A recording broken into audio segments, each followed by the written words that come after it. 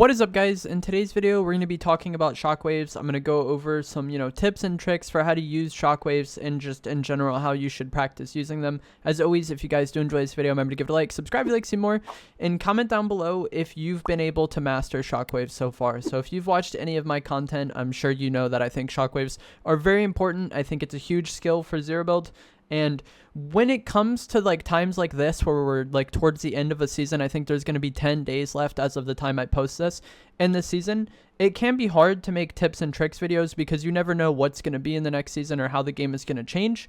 But I think shockwaves are an important skill to master for Zero Build because it's seemingly always going to be relevant to some degree. So we've had, I think, 8 seasons of Zero Build at this point. Chapter 3, Season 2, 3, 4... and then the 4 seasons this season. So 6, or the 4 seasons this chapter. So 6, or 7, if you count 2, 3, 4, 1, 2, 3, 4. So yeah, it's 7 seasons. And 5 of those 7 shockwaves were very important in Zero Build. The only 2 times that shockwaves weren't incredibly important or the meta in Zero Build were when we had the Shockwave hammer in Chapter 4, Season 1, and when we had the katana in Chapter 4, Season 2. And shockwaves are one of those things where, once you get the hang of it and you learn how to use it, I think it's very easy. It's just one of those things that, clicks and you kind of get it once you get it. The biggest struggle I think a lot of people go through is that it's very difficult to practice using them in-game because it's a limited resource. Each time you find them, you get 2.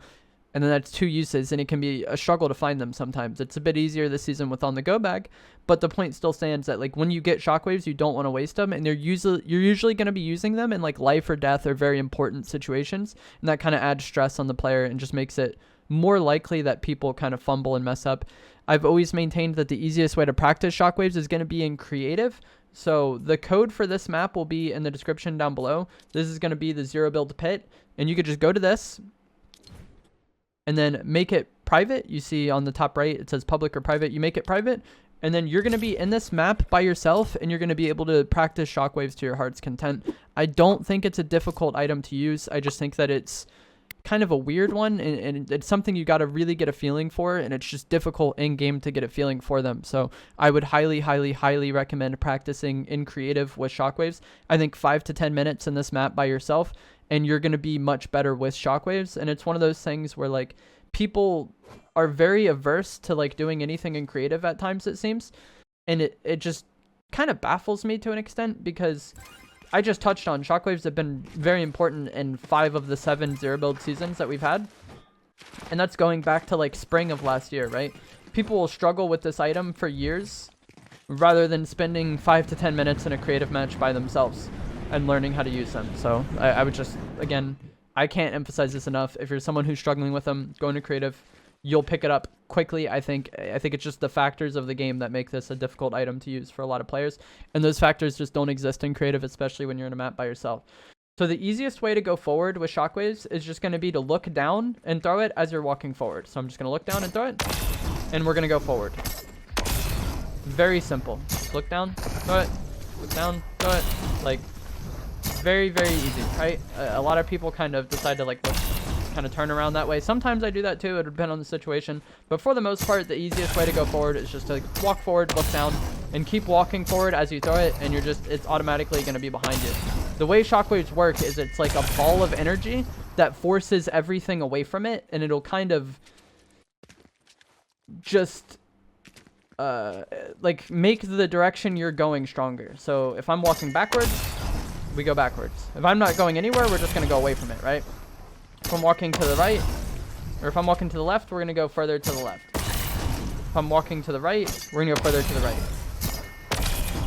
That's basically it. You just need to be going the direction you want to go, opposite of the shockwave, and you're going to be good. And again, the easiest way to make that happen is just to look down as you're walking forward. And so that's the simple version, right? And now there's different kind of things you can do to make yourself go further. So if I'm just walking forward, that's kind of about as far as we go. If I'm sprinting, we're going to go a little further. If I'm walking in a jump, we're going to get a higher arc and go further. And then finally, if I'm sprint jumping, and this is going to be how you activate the soaring sprints one, you're going to go even farther. And again, this is something that I think you just kind of got to practice with and get a feel for. And then you'll know in those moments, like, how far you want to go. Like, if I beamed a guy over there, I'd probably just do that, and we're good to go. But if I beamed a player behind there and we didn't need to go as far, I wouldn't be jumping. I would probably just walking, and I would maybe even stand still. Like, the distance you want to go will determine whether or not you sprint jump, whether you just walk forward, whether or not you stand still. Lots of different things like that. And I've kind of had people kind of talk about, like, oh, you'll go this many meters if you sprint jump. I don't really think that's a good way to look at it. I think it's just something you really need to get a feel for, because you need to be able to eyeball it in the heat of a situation. You know, if you tag somebody behind there, you don't want to be like pinging it and thinking like, do I need to kind of sprint jump or just walk forward? Like, you just need to know immediately in the heat of the moment. And I think the only way you're going to kind of develop those skills is by practicing and playing with them. This would be like kind of an odd situation. If I was like on some sort of incline here, like let's say this is a rock or a tree or a hill or whatever, I'm on something that elevates me and I want to push someone that's not too far away, I would just walk forward. And I think a lot of people in that situation, they're so used to trying to jump that it would cost them. So like, again, you just need to know how far you want to go. See, if I jump, I'm like way further. But you just need to know like how far you want to go and what type of shockwave you need for that situation. And you can really, you know, get that down just by playing in this map by yourself and learning, you know, at your own pace. It's very much something, I don't know if there's a term for things that just like, it clicks once you get it. Like I think it is easy to understand. It's just not easy to understand when you're trying to learn it in the heat of a moment of a game, you know? And you can also land in a slide to go a bit further if you want. And then some other things I want to talk about with shockwaves is that you can look down into it to go straight up. This one's kind of weird sometimes, because if you're moving at all, you'll go up and at like a weird angle. But if you wanted to just go straight up, just be standing on it and don't move your character left to right at all. You can also use shockwaves to knock people off of cover.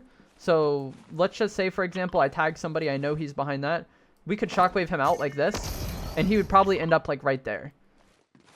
But you would have to know on which side of them the shockwave is, because if he's playing that corner, right, and I throw the shockwave right here, he's probably going to get forced that way. They just go away from wherever the shockwave is, right? You can also use it to get people out of buildings. If there's somebody camping in here and I knew about it, we could shockwave them. Or I could do this and shockwave myself through the wall. You can't break structures on this map, but if I was in an actual game, I would get forced through this wall, and then we would be on this guy. And I use that a lot of times to catch people off guard. Like, you can also kind of... Oh, there's not a ramp here. I thought there was like a place I could stand on. You can go through floors. This could be helpful sometimes on the island house. Like if you were on like the second floor of the house and you knew there was a guy under you, you go like this and you'll just get forced down. And again, that's something that catches a lot of people off guard because you're the one making it happen, whereas like they have to react to it in real time. Like I said earlier on in the video, I think shockwaves are a huge skill for Zero Build, and it's definitely something you want to get accustomed with and master, because it's been the meta for a lot of seasons. You know, at this point, it's unknown whether or not next season will even have Zero Build, but Shockwaves likely will be in the next season because they were in for a majority of Chapter 1. I think they were added in Chapter 5 Chapter 1, Season 5 or 6. I forget which exactly, but it was one of those seasons which is going to be, you know, in the next season. You can also use it to get people out of bushes, which is huge. And it's one of those things where I think once you kind of learn it, it's very easy to pick back up. It's like riding a bike, you know? If shockwaves aren't in the game in Chapter 5, Season 1, and they have something like, let's say, the katana or the shockwave hammer, some sort of like unlimited like cooldown item that's easier to use, then okay, you don't need to know how to use shockwaves that season.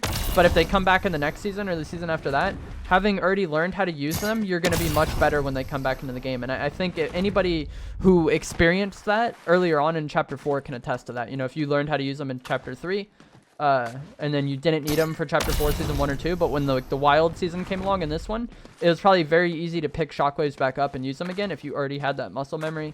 And I think being able to use shockwaves effectively is one of the biggest skills in Zero Build, honestly. But that is going to be it for this video. I kind of showed you the basics, I think. Just look down while walking forward is like kind of the easiest solution for a lot of players. But I think it's also very important to kind of learn the distances on how it feels to like walk forward versus like jumping versus sprint jumping versus just normal sprinting. I think you want to learn all those distances and get familiar doing all of those actions. That way you can pull it out when you need to in the heat of a moment in game. And also keep in mind that you can shockwave through structures. You can shockwave people off of cover. You can shockwave people out of bushes. A lot of different ways to use them. And I think practicing in creative is the most like easy way to do this. You're like 5 to 10 minutes of practice away from being adequate with shockwaves if you're someone who's not comfortable with them at all. So I think just, you know, put a little bit of that time in. It's going to benefit you a lot in the long run because items like this have been present in a lot of Fortnite seasons. I hope you guys found this helpful, informative, interesting. Let me know down in the comments below if you are someone who struggles with shockwaves. Also, if you're someone who's watching this video and you've already gone through this, comment that as well. If you're someone who struggled with shockwaves and you picked it up quickly after practicing in creative, comment that because I think that could be beneficial for the people who are struggling now. I don't know why people have such an aversion to creative, but very simple. The map code will be in the description below. Like I said, just do a private match. Very easy to learn. I'll see you guys in the next one. Thanks for watching.